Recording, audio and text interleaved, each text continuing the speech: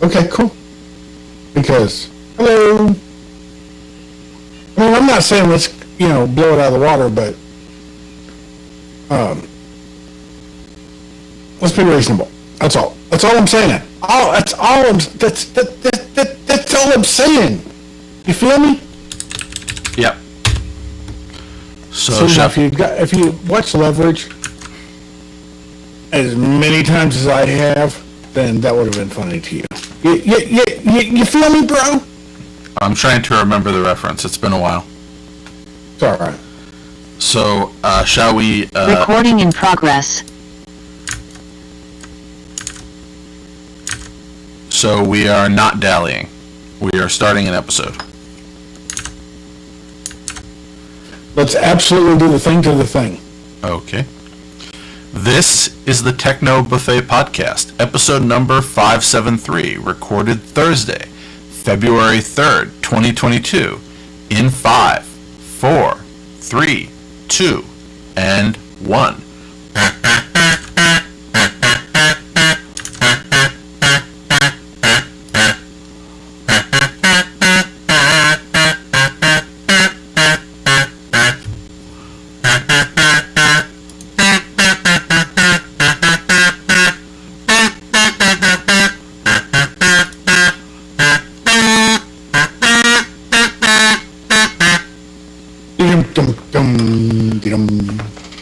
Well, welcome that was to an excellent rendition today. Well, I mean, just powerful and excellently executed. Just good job, man. That was just above average. I think it's because you've been gone last week, and it's been a fortnight since the last time that you've heard the soft tones of my kazoo. I don't think it's been a fortnight. It hasn't? Isn't a fortnight 20 days? No, a fortnight is 14 days. Oh. Okay.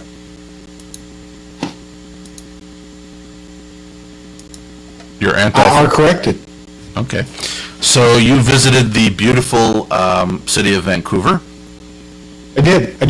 And we stayed in a new hotel.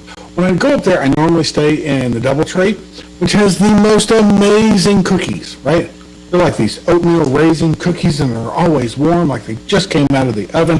And I've seen the girls make them there, and they make them. They're great cookies. Oh my God, they're so good cookies. Oh, they're good. But you were cookie-less because they made you stay at a new hotel? I did. I stayed at a new hotel, and this was not actually, I think, a hotel. I think it was like one of those places where, if you need to live for like a week at a time. It's the like rent a week at a time places where it has like a full-on kitchen. So an extended stay hotel. Right. And it was great. It was good. I love those. It was an excellent hotel. Yeah. Well, the thing is, I know that it was cold up in Vancouver. Did you miss the record colds in Florida, or did you get to come back in time for that? Yes, I did. And I wondered, is the cold contagious? Did I bring it with me? I think you did. I got back just in time to see sub-zero temperatures. It's your fault. It's my fault. You brought the cold. Apparently. Yeah. I tried to turn the heat on here. Apparently it hasn't been on in 11 years, so it didn't work. Anyway, so we'll see what happens in terms of local weather conditions. It seems to be getting warmer here. But oh yeah, it's warmed up here. We're back up into the mid-70s.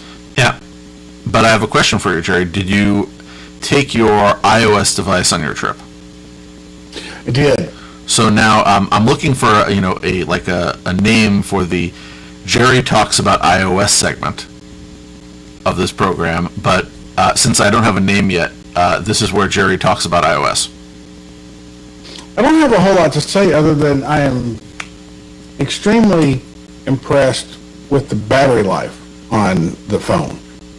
The battery life, even with, it's a brand new toy and I'm traveling, so I'm playing with the phone a lot, the battery still lasts about 2 days. And it's a big phone. It's got a big old display on it. So, I'm really impressed with that. Now, the watch battery does not last a day. Or does not last 2 days. It'll last a day, but Oh, it's a smaller device, therefore smaller battery. Yes. So, I did find you one iOS story. Yes. So apparently, Google One now works on iOS, including the VPN part. Yeah, it's mostly the VPN part that's new. Right. Which is cool. I'm not allowed to have Google One because I am a Google Suite, Workplace, Legacy, whatever person, so I don't get that feature. We don't get shiny things. Only the people who have free accounts get shiny things. But Google One is not a free thing. Yeah, but I'm not allowed to pay for Google One because I'm not paying for Google Workplace. Oh, how long's that going to last? Well, Aren't they taking that away? we'll talk about that a little later. Okay. We'll call that a Cool. cliffhanger. So Google, Teaser even. yeah. So Google is working on a new Chromecast device, which some rumors say might be a more luxurious Chromecast device, but a lot of people are saying that it actually will be a budget Chromecast device. So it will be like the the Chromecast with Google TV, but it'll be less expensive. I don't know how much less expensive you can get than $50, but okay. Sounds like people don't know what they're talking about. Well, they know that Google is working on a new device because, you get the FCC indications and a few other things, but they do not know what it will be. Either way, I have been using a Google Assistant device here, as I've said before, because it is the only thing I could find that will let me play back things from my New York-based DVR. So that's, again, Myth TV Android app, connecting over a WireGuard VPN running on a $20 travel router back to my house so that I can watch stuff directly off of my own television. Seems to work. That's so cool. Isn't it? It is. Yeah. I'm really enjoying the fact that that actually works. You can now tell Google Assistant to stop talking without the wake word. So just like you can stop a alarm by saying stop, now if it is saying something annoying while it is talking, it will listen for you to say the word stop. Oh, that's cool. I think so. I don't want it And a listening. massive improvement, really. I don't want it listening to me constantly, but when it's telling me something and I want it to shut up, I want it to be, prompt in its insistence on shutting up. I wonder if it would confuse itself if it said the stop word while it was talking. I don't know, but occasionally I have had it set off by the television. Always possible. One of the things with radar is that when you go to, normally you've got the same antenna that transmits and receives, but when you're transmitting, you don't want the receiver on because, it's like maximum power right there. And I wonder if they do something similar where they disable the receiver when it's transmitting the word stop. I'm not sure. That would be funny. So Wise is going to discontinue the original version 1 WiseCam after 5 years, or actually just under 5 years. So the device will not brick. It will still technically be workable. However, it will not get security updates, so they recommend that you not continue to use it. What did that thing cost? Like $5? 24. It was, for the camera, it was super cheap and worked really well. And, the new one, the current model is still inexpensive. It's, got increased by a few dollars, but they've improved it. The thing is that the only thing that Wise didn't necessarily do that a lot of people feel companies should do is guarantee how long they will support the device. It doesn't mean that they can't support it for longer, but they should give you some peace of mind of knowing no matter what happens, they're just going to continue supporting this for X number of years. But they supported it for 5 years, so I think that's more than enough. So I'm not being I don't know, man. I mean, you don't expect to replace cameras. I mean, I guess you don't have to, right? I mean, it's still in place. Yeah, just Still doing camera things. they're saying that it will not get security updates. And I got rid of the version 1s a long time ago because the version 2 and the version 3 were so much better. But All right. and the version 2 has pretty much the same profile as the version 1. It's exactly the same casing. But anyway, eventually they'll get rid of the 2. The 3 is substantially different physically, and that one has a lot of great improvements on the, the low light sensors and such. Then moving along, there was this interesting story about asking the question if DIY home security systems are better than professional ones. And I sort of thought that that was a relevant question, being as both of us do a lot of DIY home automation type things. So this is specifically asking if you put together one of these home installed systems, let's say you get the Ring alarm or what have you, versus a professionally installed system, which is better? I don't think there's a difference nowadays. The reason I say this is that I just had some. We just finished renovating a house to put on the market for renting, and we wanted to put a security system in it. So we had a couple people come out to do estimates on installing a security system. And security systems now are not like security systems like 5 years ago, where there's like wires going everywhere in the house, and now it's all wireless, and like and the control panels plug into the wall with a normal wall wart. Yeah, so it's not what it used to be. Now, you can still wire up things, and there's still advantages to wires over wireless. I agree. There are also disadvantages in that with wired devices, they can cut wires. With wireless devices, equally, you can just pull the thing out, so it's sort of the same in that regard. Right, but if you cut a wire, yeah, if you cut a wire, then that turns the wire that turns that circuit from closed to open. So it's the same as triggering it. I don't know. I'm just thinking of those movies where they cut the wire and then they put an electrical contact in it. Well, they bypass it first and then they cut it. Yeah. Which doesn't make any sense, because once you bypass it, it doesn't. But anyway, I don't know. It's just weird. The systems nowadays. I mean, I don't think they're any different, other than a professional system is a lot easier to get a monitor. Somebody monitoring it from off-site. Well, even the do-it-yourself systems now actually offer monitoring. I think, there are people that will monitor do-it-yourself stuff.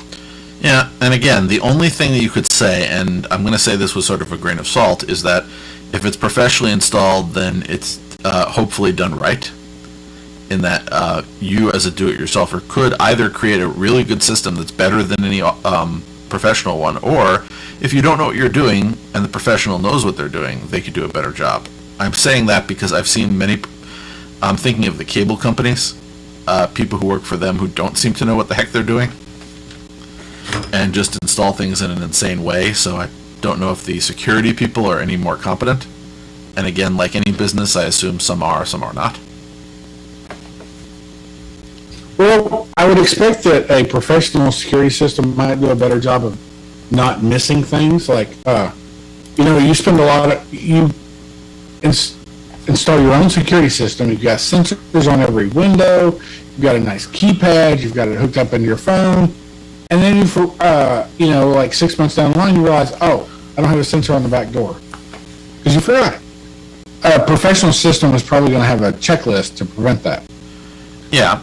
So again, you can create a better system as a DIYer if you know what you're doing. However, as an Absolutely, amateur, I believe that to be true. Especially if there's something like connected. Yeah, but however, as an amateur, you might make mistakes that a professional might not. So very true. Yeah, so it's in the middle. So moving along, apparently Usbc has finally made its way to power tools. So I want USB-C. I want USB-C in everything. So USB-C is now being used to charge DeWalt.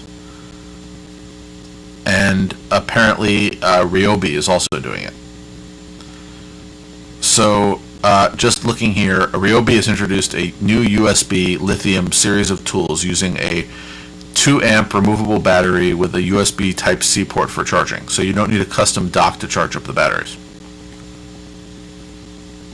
And it will supply up to 100 watts. So this is wow. And the DeWalt. yeah, DeWalt is also DeWalt that. Also, both of them are producing adapters that allow their existing larger batteries to be charged with USB Type-C. So if you have, let's say, an existing Ryobi or DeWalt, you're going to be able to get a charging kit. And I know I have some Ryobi stuff that is not being charged using USB-C. Wow. Again, I like this. Although this is kind of misleading. And what? It comes with a wall wart, right? The thing you plug into the wall that turns Yeah. 120 volts into the... That's only 65 watts. The 100 watts is because the cable is capable of carrying 100 watts. That's How is all- that not misleading? It is. But in order to prepare for that, what I purchased while you were away, and it's... Where did I put it? You know how it is, you move stuff around on your desk? I got a little thing that you put in between your USB-C cable and your device that's charging, and it will tell you exactly how many watts are being used. Oh, that's cool. So a USB-C tester. I also got a new USB-C triple charger that can do 100 watts. So assuming you believe the power output, it says here that USB-C outlets number 1 and 2 can max out at 100 watts, and USB-C number 3 can max at 20 watts, and there's a USB-A output as well, and that maxes at 18 watts.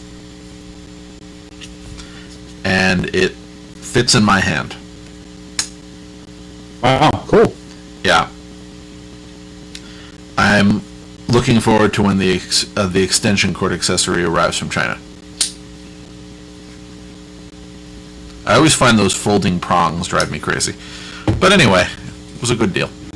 So, moving along, Home Assistant 2022-2 was released. So I have, this is on my list of things to do. I usually do these things over a weekend. But they are working on streamlining new experiences. And they put in let's see, if you're a subscriber to Nabu Casa, they're offering annual subscriptions, because apparently people were asking for it. They added 2 new employees. We're also taking away PayPal payments, if I understand right. Are they? I don't pay for Nabu Casa, so that I might have missed. But they did hire 2 new people. Apparently there was a hubbub about this because, one, Nabu Casa has had some significant service interruptions lately. Or no, not lately. Over the last year. So then they decide to turn on annual subscriptions and increase the price. Yeah, they also apparently revamped the cloud system to improve their infrastructure. Which people have been saying that, that part of the reason that they increased the price is they improved their system so that recently it has been significantly faster and more reliable. Yeah, and I do all self-hosting, so I have missed the entire Nabu Casa drama you're mentioning.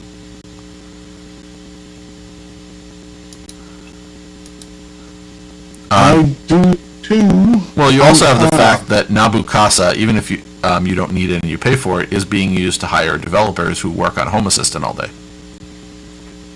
Yep. So you could consider it a donation even if you don't really need it.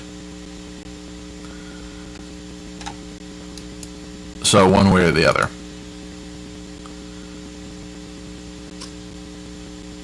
Yep. I mean, I think Nabu Casa is a great thing. I don't know what I would use it for. Other than Because like I said, supporting, well, we're back to other than supporting the project. Yep. Of course, if they want me to support the project and not have them use any infrastructure, maybe they want to let me donate or something. But they have 2 new employees who will be working on a variety of things. They added improvements to the media browser and support for playing local media. So that's a big thing where you can essentially play your own local media through Home Assistant in various ways. They did a check for update. They've added a diagnostics function to their integrations, where you can where a integration can now let you download a diagnostic file that could be shared while reporting an issue. And 61 plus integrations have already added that feature. They have a direct link. They have a direct link under any integration to the issue tracker for that integration. So you can go and directly click and it will open up where you can see what other people are reporting about that particular issue. They are improving handling of device tracker entities because, and this one always annoyed me, if you have device trackers that come from your router or your wireless access point, they end up creating dozens of entities you may or may not want. Oh, yep. So as of now, only device tracker entities that match up with an existing known by Home Assistant device will be enabled by default. Everything else, again, you can enable it manually. Which isn't that just, I mean, it's a tiny thing, right? I mean, it's a flip of a switch, programming-wise, but from a usage point, so nice. Yeah, and it wasn't a flip of a switch. You have to find out, is there another device that this matches up with? Which means every device, even if it isn't coming in over Wi-Fi, you have to see if you can have its MAC address compared. Not that hard, but again, it's not just a flip of a switch. It is a little thought. So they did add a few other things. Again, if you only have one device in an integration, you're not going to have to go to a screen to view your devices. It will take you directly to that one device. They updated a variety, there's always the little features, but they also added some new integrations, including an input button. Apparently, let's see, what else is on here? Open Medio, Unify Protect, some of these I don't know. GoodWe, LMAX, Aussie Broadband. I can guess what Aussie Broadband is, but don't know anything about it. Well, it seems like I could guess it. They also added, are continuing to migrate integrations into the UI. So there, every time there's a bunch of new things, and apparently this has a lot of little fixes because they didn't have a January release. They took the month off, so there were, again, a longer interval, which means more things went into it. And I'm looking forward to a little playing with that.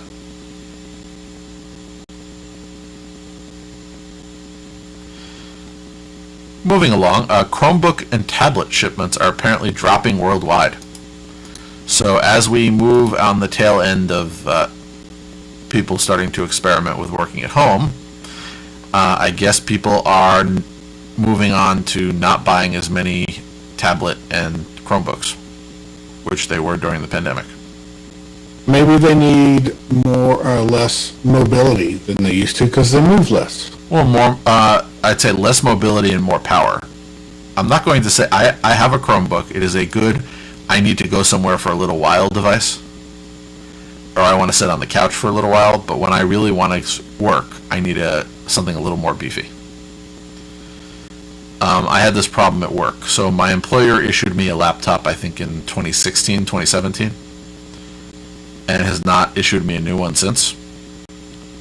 Wow. They're supposed to do it sometime this year. Maybe. But another department wanted me to run this program that essentially they were trying to do some work, and they wanted me to run this program that would capture me doing something so that they could watch it and figure out things about it. So it's like a UI analyzer program. Yes. The thing completely froze the computer and made it nearly, it was slowing down the computer so much that I was having trouble performing the thing that they wanted to record me doing in this program, and then afterwards saving it took like 20 minutes to actually save the output file. So it was the first time in a while, since I don't do that many intensive things at work, that my work computer, as slow as it can be sometimes after being in constant use for that many years, it was the first time where I started to wish they would accelerate that replacement plan. But as did the people in our IT department who were trying to figure out what I was doing. But anyway, so maybe like other people, same thing, people need a full-sized computer to do certain things. Meanwhile, remember, I have the Zoom app running on a Chromebook Duet, and I've used a Chromebook to talk to you for a while, but again, Chromebooks can handle that. Yep. Oh, by the way, as an aside, while you were away, I did do a little rewiring to try to get rid of the hum. I don't know if it worked. Did it work? There's less hum. Anyway. Yay! We'll see. I put in some noise isolation. Moving along, apparently Google might be taking Chromebook tablets, excuse me, not Chromebook tablets, just tablets, but either Chromebook or Android tablets, seriously, but a bit late. So, Yeah, we'll see how this works out. well, again, they always say we're going to care about it. Now, Android 12L is supposedly the one for large screens, so tablet and foldable technology. So it's possible they might actually come up with a tablet experience that people like. But again, they keep saying they want to do something about tablets, and then they sort of give up on it. So I'm not holding my breath. I'll stick with the Chromebook tablet idea. Yep. Apparently, the upcoming Android Auto redesign is making it look more like CarPlay, which should make you happy because you said you like CarPlay. I do like CarPlay. It's it gives you. Okay, so when you're in a vehicle, you at least want two things visible. Yeah. What you're listening to, and a map. Have you seen the screenshots in this article of what it might look like? Well, in CarPlay, Yeah. there's that 3-section view where you get the map and audio section, and then another section that is kind of like contextual, It can display a variety of things depending on what's going on, and it looks like that is what Android Auto is moving to, and I think that's intelligent. Yeah, It's because a good the design. the really annoying thing for me with Android Auto, I took a drive last Sunday in my parents' car, which has Android Auto, so I had my phone plugged into it. And when you are looking at the map and playing music, you cannot constantly see what's playing. So you get the pause and the play button, but you can't actually see the track information. And that always annoys me, because I like to know what's playing. That's how I learn which artist performed which song. Sure. So anyway, if you are a person who likes to do slideshow presentation, Google has discontinued its Slides for Wear OS app, which allowed you to control your Google slideshow. So Slides is their PowerPoint like app via your Wear OS device. That's just crazy. I didn't even know there was such a thing. Well, I didn't use the Slides one, but the one I really liked was the camera one, which I think they still have. I haven't needed to do that in a while. But on several occasions, I put my phone onto a tripod and then stood and took a picture using my watch. Yep. That's useful. So I could understand why you would want to do it for a slideshow, where you'd want to stand presenting something and you want to be able to move to the next slide without having to be in front of the computer. Sure. So I'm surprised, why a remote control wasn't something they could maintain, but maybe they decided not enough people were using it. So moving to the web, Google has proposed topics as a way of replacing tracking cookies. I thought you might have a thought on this, Jerry.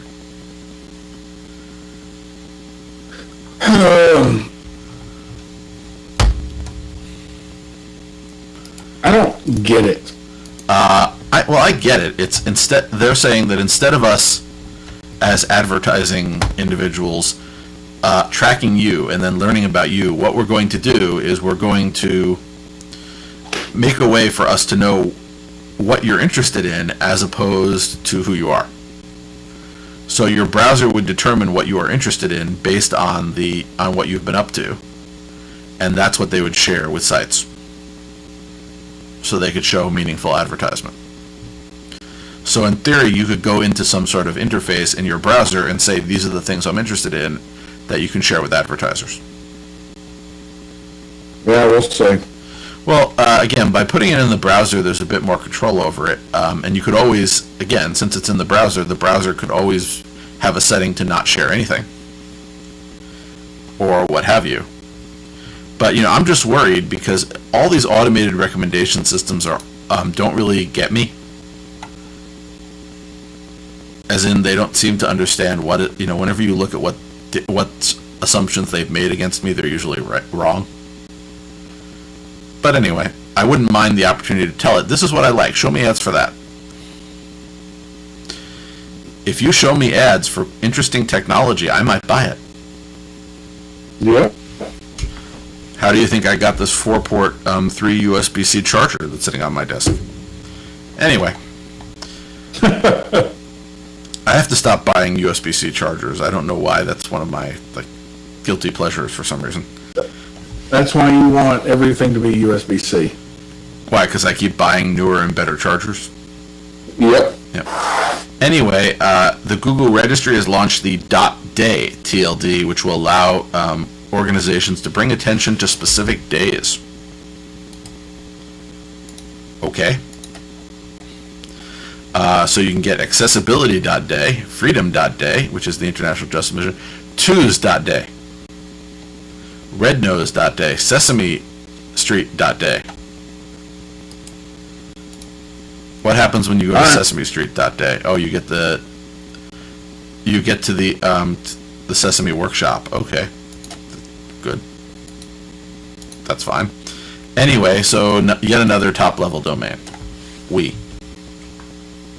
Yep. I wonder who bought Groundhog.day. I should check and see if anybody did that one. But anyway, Google... I'm sure somebody did. Yeah. So Google relented on...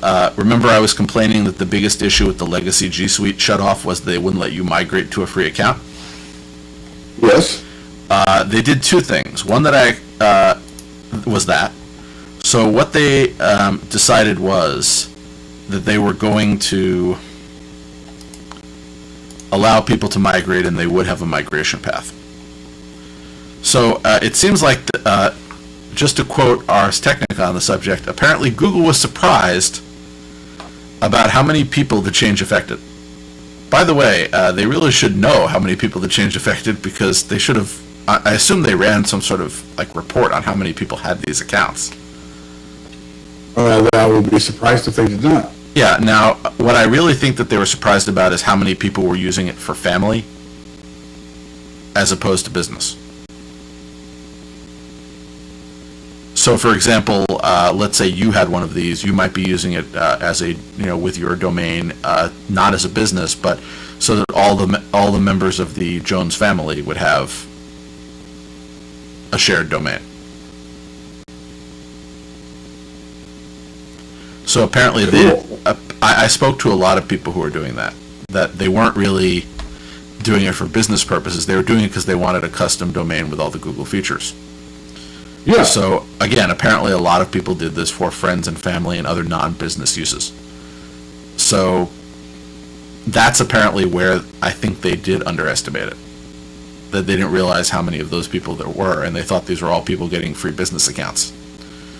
But again, that's why you really should talk to your users. But anyway, they decided that they would be giving a data migration option to migrate your content purchases to a consumer account, which is what people were most annoyed about. It's, I paid for things with this. You're telling me I can't take that stuff away to another account. I have to keep giving you money in order to not lose the possibly hundreds of dollars worth of apps that I bought. Anyway. Yeah, man, it makes complete sense to me. Yeah, and that was what really annoyed me, even though I didn't buy very much I kept a Gmail account to buy stuff in for this reason. But, I still have some stuff that's associated with the G Suite account. Now, the other part of it is that they are asking you to fill out a form. So if you sign in with a free G Suite account, you'll see a link to a survey which is aimed at free G Suite admins with 10 users or fewer using the services for non-business purposes. So if you fill out the survey, you will be receiving updates on more options for your non-business legacy account. So what I honestly think they must be considering is some sort of non-business tier. That'd be nice. Well, the simple truth is I don't need half of the things that a Google Workspace account offers. Have you ever read the list of things you get on a Google Workspace account? It's a lot.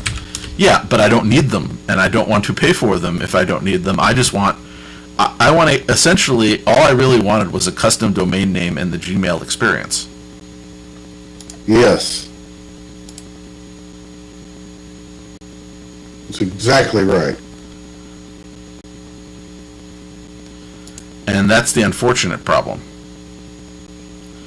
So, we'll see. Now, at the moment, what I can say is, one, my computer froze when I tried to look up the pricing for Gmail. Something with Firefox has been acting weird today. But anyway, so I can't actually tell you what those features are. I said that I don't need, but just trust that I don't need them. Moving along, since the vision of the show notes is on my screen, even though I'm getting the "Would you like to force quit Firefox" message. Yeah. Yeah. Well, anyway, it doesn't matter what I need, but anyway. By the way, it just seems to have come back and then frozen again. So anyway, Google also apparently wants to become your one-stop shop for productivity, whether you want it or not. Specifically, they seem to be turning Gmail into some sort of productivity thing.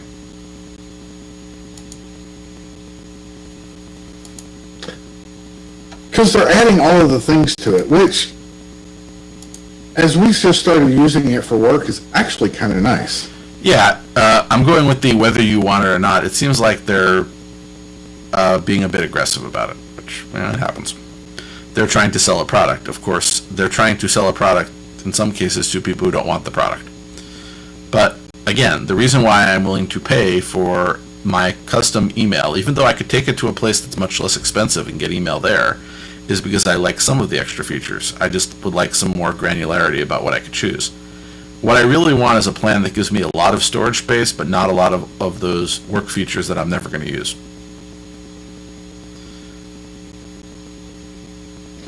Yeah. Because, again, I'm going to store stuff. So, anyway. Moving along, Wordle was acquired by the New York Times. So, have you been following the Wordle saga? I've been playing Wordle almost daily. Yeah, what amuses me about it is if you look at the story of Wordle, apparently it is this game that was invented by this guy who did it for his girlfriend so she'd have something to play with him. And then iterated on that, and then eventually, very quickly, in the matter of months, got acquired by the New York Times. So, Wow. I just think that's an interesting story. I would agree. Yeah. I Moving didn't along. realize that it was just a few months. Yeah, if you look at it, and if you read the whole thing, he had done something like this before, but essentially this was like a pandemic project. And then from the time that that people other than him started playing it, late last year to the time that it got acquired was only a matter of months.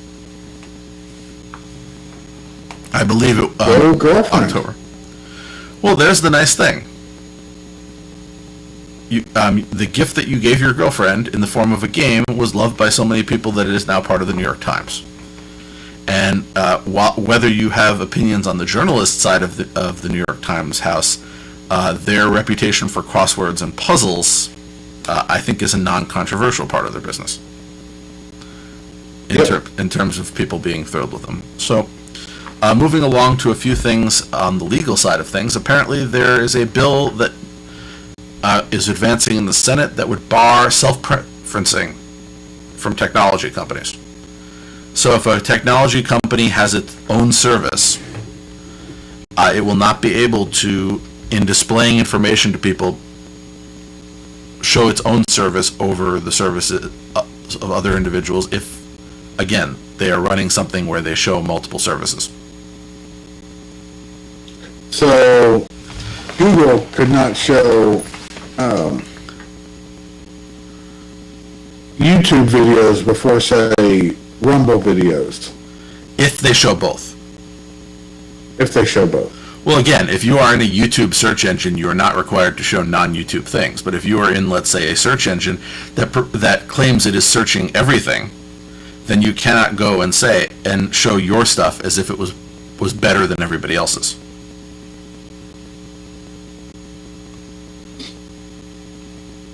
I mean, I really don't know how I feel about this. Well, this is sort of the thing. I understand what they're trying to do. It's just, as usual, I think that the government will mess up any regulation of tech.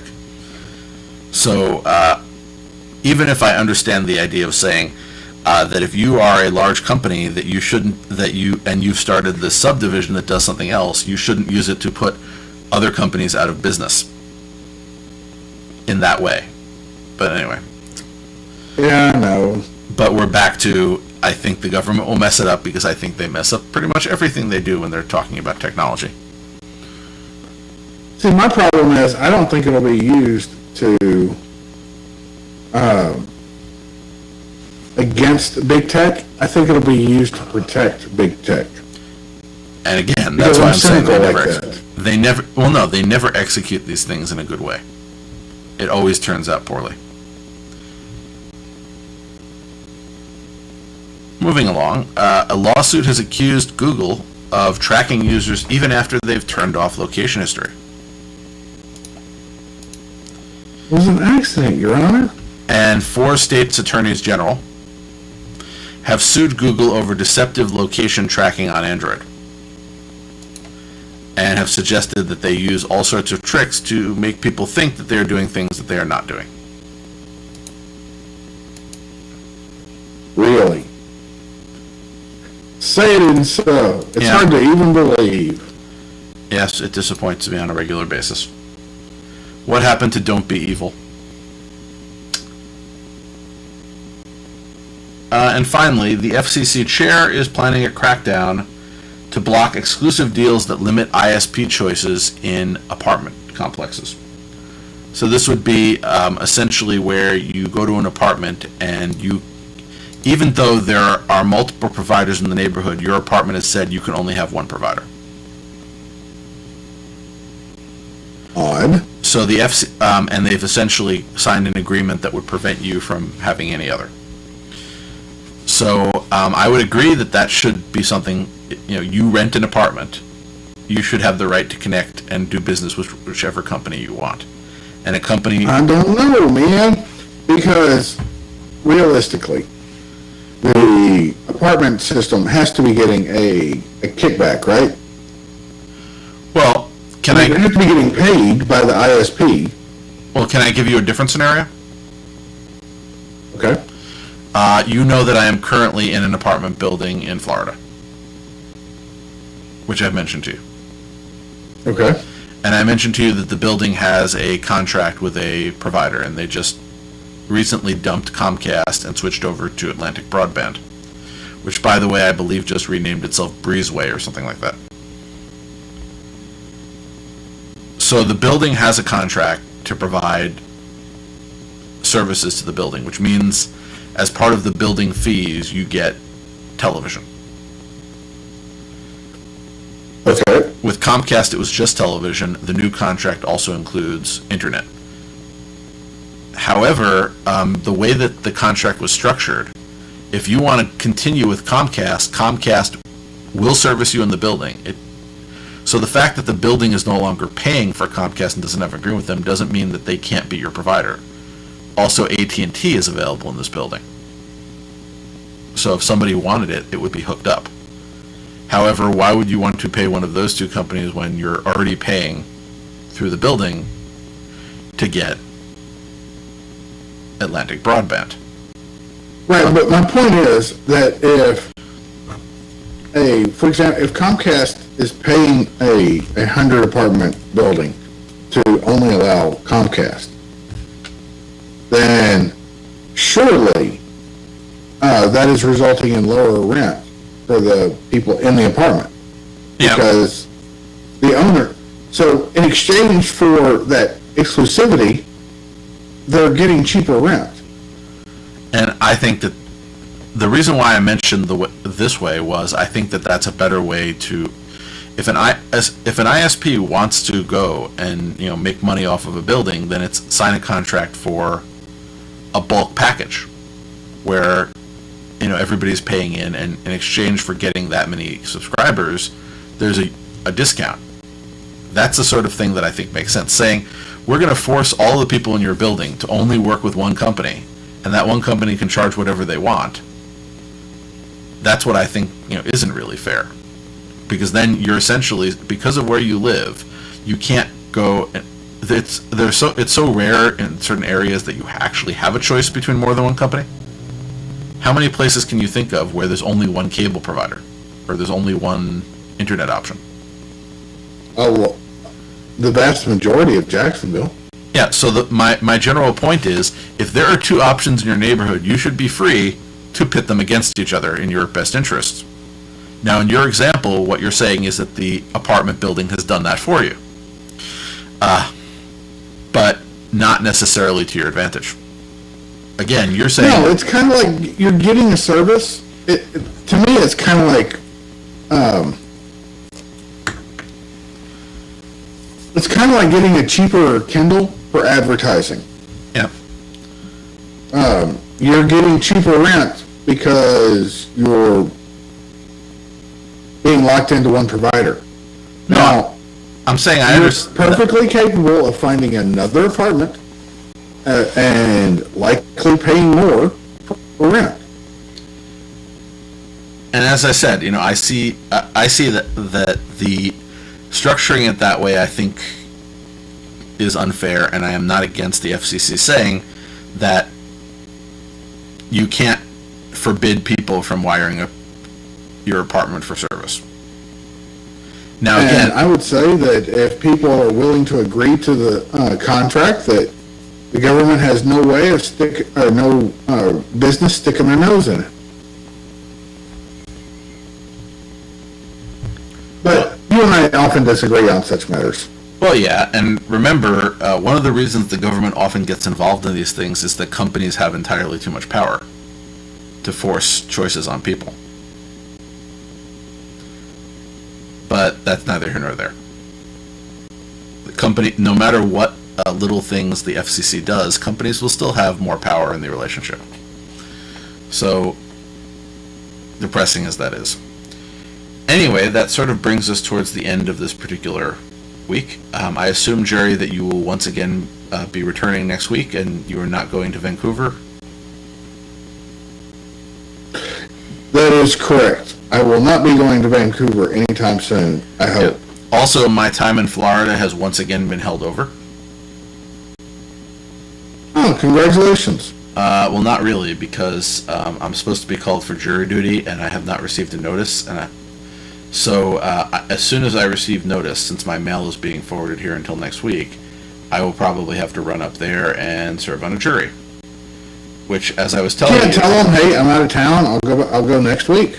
Well, no, they called me when I was in Bulgaria in 2020, and then I postponed, and when they called me again, I told them I was available in May of 2020. They didn't call me because the courts in New York were closed for a few months.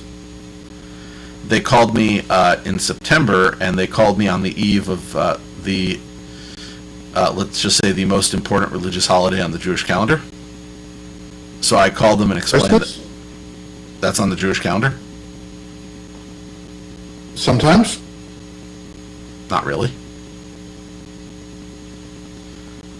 I mean, you might call it something else. No. It's a boring time of year for us. But anyway, I explained to them that if I showed up that morning and advised the court that there was a religious holiday that evening and couldn't continue to participate, they probably would excuse me. And since I didn't feel like that was fair to either side of the equation, and they were the ones who had decided on September, not me, that I asked for a postponement. They said February. I said, I don't want to come in February, but I don't have a religious reason not to. So I said, okay, I'll be there in February. Now it's February, and they didn't call me, and they said, well, we give you 2 to 3 weeks notice. So that means that it should be forwarded here, and I have 2 tickets back, since JetBlue will now let you cancel a ticket and get your money deposited back into your account. Not into your bank account, into your JetBlue account. So I have a flight back each weekend that I think I might have to go. So if they call me earlier, I can get on the earlier one, otherwise the later one. So I'll be back in New York for a few weeks. But I figured I would stay down here because they had a bit of a snowstorm there.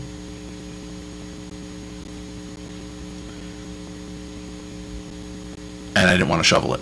So, yeah, that Groundhog is notoriously inconsistent in telling me whether or not winter will be over or not. You know how unreliable those groundhogs are. Yes, I do. Yeah. Do you follow the Groundhog of the South, General Beauregard Lee? Now, I'm a Punxsutawney guy. No, you're a traditionalist. Okay. You know, because there's a lot of competition. I was just speaking to somebody in California and wondering why there are no groundhogs west of Illinois. And why are there no groundhogs west of Illinois? I don't know, but no town has a groundhog west of Illinois. Why, why not Denver? They get snow in Denver. I want to see I want to see a California groundhog.